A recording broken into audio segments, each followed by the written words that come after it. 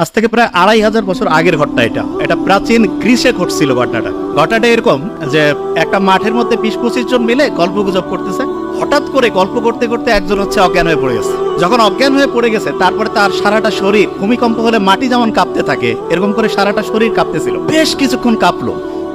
আশেপাশের লোক চিন্তা করতেছে এ নিশ্চয়ই বোধহয় কোনো অপকর্ম করছে, অন্যায় করছে, এই কারণে ঐশ্বরিক কোনো শক্তি তাকে অজ্ঞান করে এরকম করে শরীরের মধ্যে দেখতে পাচ্ছে না, কিন্তু যে পানিশমেন্ট দিচ্ছে, শাস্তি দিচ্ছে। তো এইরকম 1-1.5 মিনিট হওয়ার পরে কাঁপুনি যখন বন্ধ হলো, কিছুক্ষণ পরে এদিক ওদিক থেকে পানি নিয়ে এসে তার গায়ে ছিটাই দিছে। সেই লোকটা বলতেছে কি হয়েছে স্যার, কিছু খেয়াল নাই। আশেপাশের লোক বলতেছে না, তোমার নিশ্চয়ই কোনো খারাপ কিছু করছো, তোমাকে আর আমাদের সাথে রাখা যাবে না, তোমার বিচার করতে হবে। বিচার করার জন্য তাকে ওইখানকার যে বিচারক কমিটি ছিল জোর জবরদস্তি করে টেনে হেসড়ে তাকে সেখানে নিয়ে গেছে। নিয়ে যাওয়ার পরে যারা বিচারক আছেন তারা জিজ্ঞেস করছে যে তোমার সম্বন্ধে যে অভিযোগ আসছে এইটার ব্যাপারে তোমার বলার কি আছে। তো ওই লোক তো অজ্ঞান হয়ে গেছিল, সে জানেও না যে কি করছে। সে বলতেছে আমি তো কিছুই জানি না, কিছুই খেয়াল করতে পারছি না। আশেপাশের সবাই বলতেছে যে না, এরকম ঘটনা ঘটছে, সে অজ্ঞান হয়ে গেছিল, তার সারাটা শরীর ভূমিকম্প হইলে মাটি যেমন কাঁপতে থাকে তার সারা শরীর কাঁপতেছিল। তখন বিচারকরা এদিক ওদিক তাকাইলো, সবাই একই সাক্ষী দিচ্ছে এবং বিচারকরা বুদ্ধিশুদ্ধি করে বললো যে তুমি নিশ্চয়ই এমন কিছু করছো, এই সমাজে তোমার আর রাখা যাবে না, তোমাকে 1 সপ্তাহের মতো সময় এখানে আমরা আলাদা করে, ওই যে করোনায় আক্রান্ত হইলে যেমন একদম আলাদা করে রাখতো না, শুধু আলাদা করে যে চেহারা দেখার বুদ্ধি নাই, খাবার টাবার দিত, এরকম করে 1 সপ্তাহ রাখবো, তারপরে তোমাকে এইখান থেকে দ্বীপ থেকে বের করে অন্য জায়গায় নির্বাসনে পাঠিয়ে দেওয়া হবে।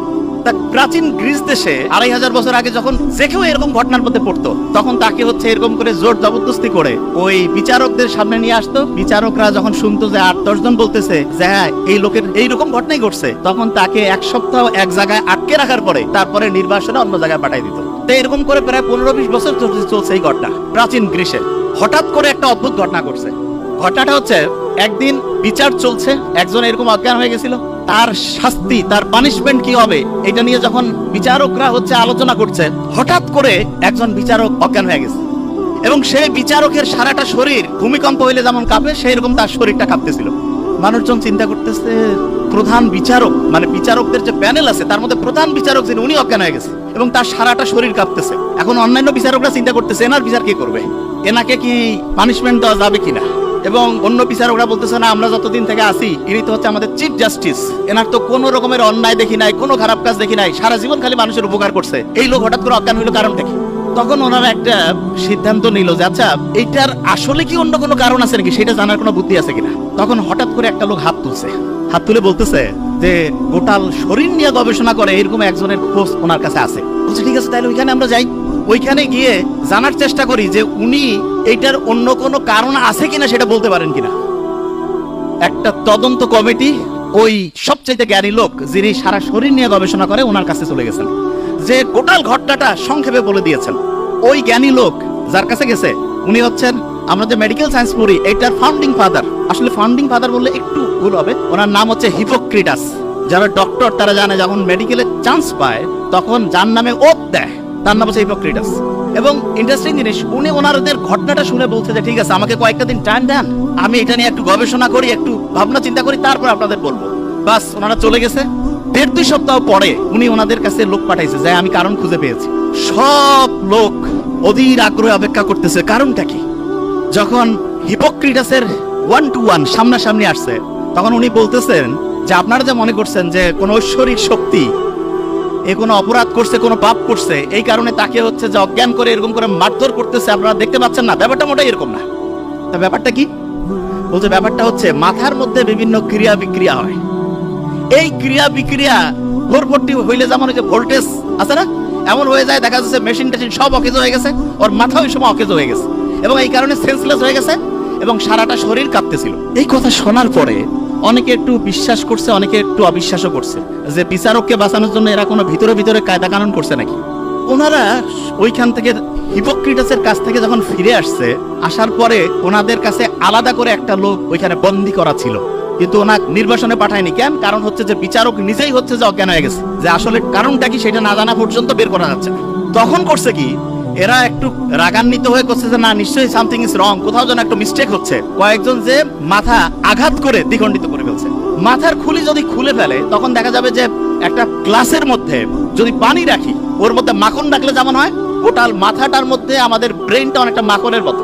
তো ওরা দেখতেছে কই কিছুই তো দেখা যায় না, কোনো ক্রিয়া বিক্রিয়া নাই, নিশ্চয়ই তাহলে ওই জ্ঞানী লোক কোনো কায়দা কানুন করে আমাদের বোকাশোকা বানাই দিচ্ছে।